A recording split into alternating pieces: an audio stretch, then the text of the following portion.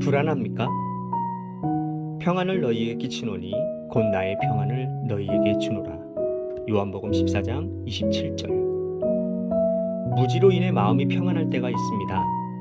그러나 우리가 삶 가운데 발생하는 사건들을 깨닫게 될 때 예수님께로부터 받지 않는 한 내면의 평안은 유지될 수 없습니다.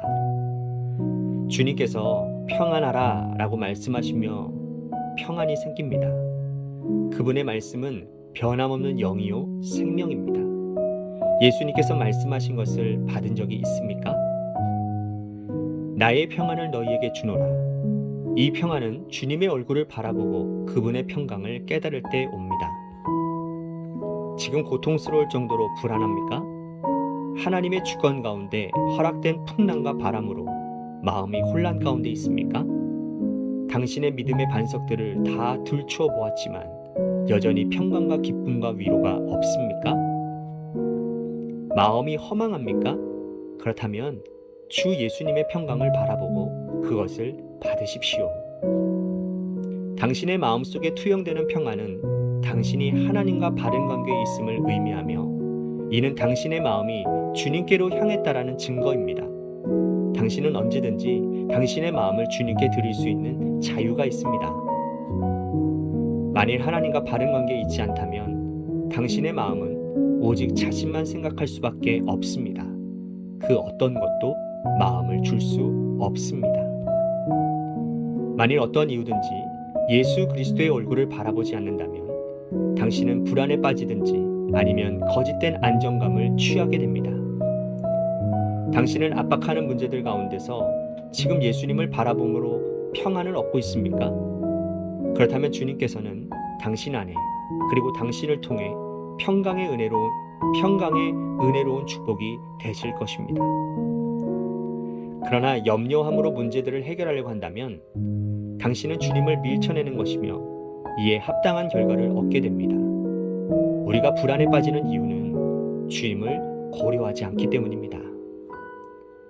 그러나 누구든지 예수 그리스도와 상의할 때 당황스러움은 사라지게 되고 우리의 유일한 관심은 주님 안에 거하게 됩니다.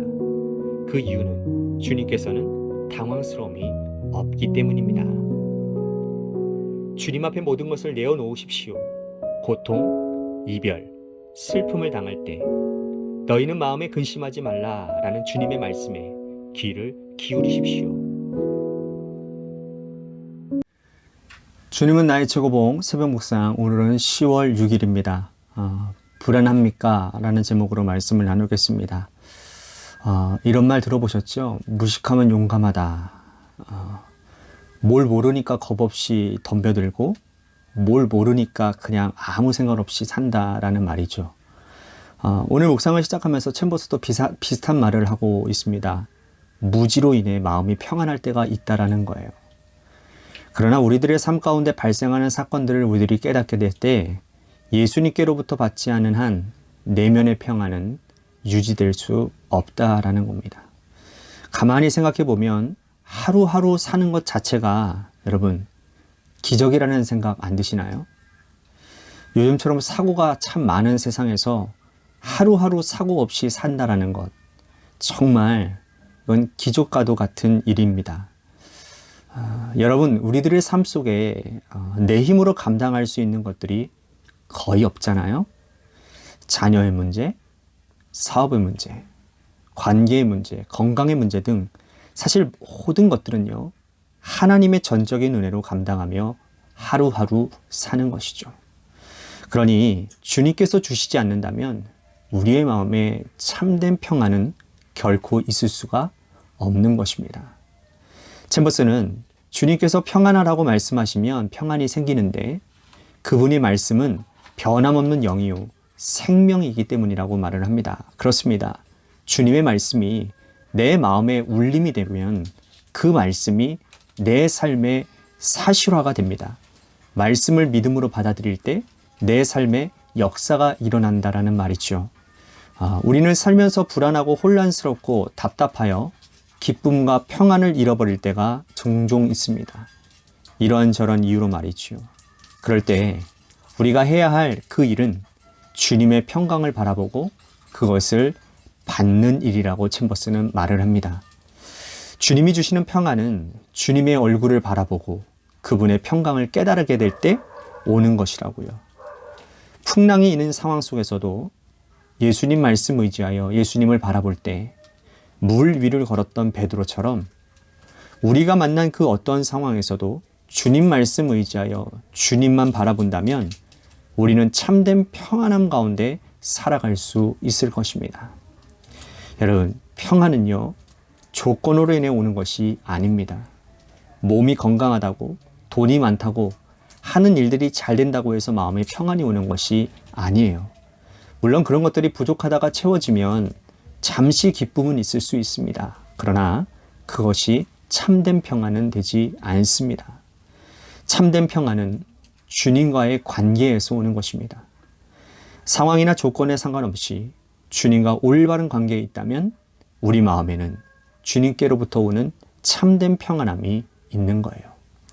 그래서 챔버스는 당신의 마음속에 투영되는 평안은 당신이 하나님과 바른 관계에 있음을 의미하며 이는 당신의 마음이 주님께로 향하고 있다는 증거다라고 말을 합니다. 그러면서 계속 이런 말을 합니다.